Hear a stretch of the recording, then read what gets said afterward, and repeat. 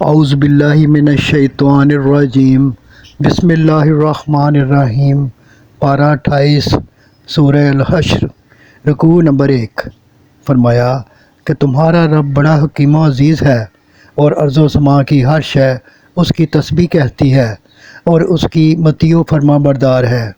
پھر بنو نذیر کا ذکر فرمایا کہ انہیں کس طرح مسلمانوں کے ہاتھوں ذلیل و رسوا کیا، اور انہیں اپنا قلعہ نما مکانات خود اپنے ہاتھوں ڈھا کر بے گھر ہونا پڑا۔ فرمایا کہ انہیں یہ سزا اللہ اور رسول صلی اللہ علیہ وآلہ وسلم کی مخالفت کی دی گئی۔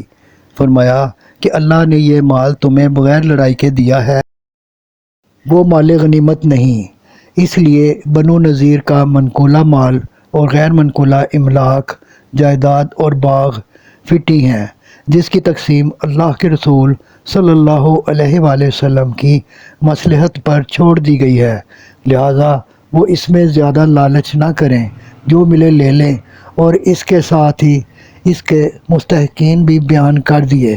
رکوع نمبر 2۔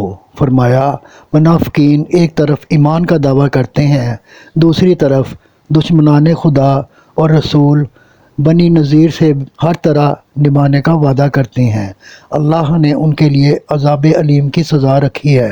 رکوع نمبر 3۔ فرمایا اے اہل ایمان، اللہ سے ڈرتے رہو اور مال و متاع، دنیا یا کسی مفاد کی خاطر منافقانہ روش اختیار کرنے کی بجائے آخرت پر نظر رکھیں اور تقوی کی راہ اختیار کریں۔ فرمایا کہ قرآن مجید جس کی تلاوت سے پہاڑ بھی پگھل جاتے ہیں، انسانوں پر نازل کیا، تو تعجب ہے کہ اس سے انسانوں کے دل گداز نہ ہوں اور ان میں تقوی اور خدا کا ڈر پیدا نہ ہو۔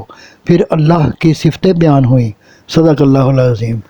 آپ سے گزارش ہے کہ چینل کو سبسکرائب کر دیں اور گھنٹی کے بٹن کو دبا دیں۔ دعا ہے کہ اللہ تعالیٰ آپ کو صحت و تندرستی والی زندگی عطا فرمائے۔ آمین آمین آمین یا رب العالمین۔